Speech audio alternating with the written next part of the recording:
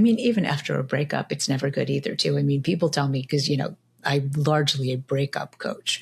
People send long emails or long texts, like pouring out how they've been hurt, the victim, the victim, the victim. I just don't get it. And yes, a much younger than me did it. So I guess I do get it, but it's not helpful.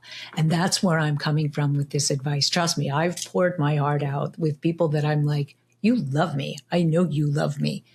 But love is not enough to make a relationship last.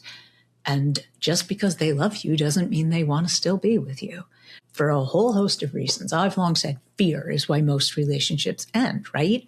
Fear of commitment, fear of abandonment, fear of intimacy, fear of rejection, fear of fear on all sorts of levels is largely why people leave relationships.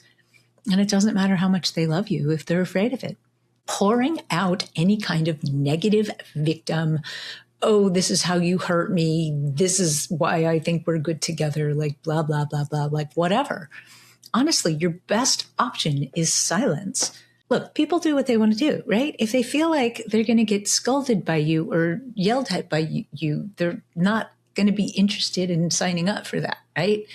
Or something fun and cheeky that's hopeful to re-engage them with you. People do what they want to do. If you're fun and enjoyable, they're willing to do that. But be careful that you don't just want to hook up.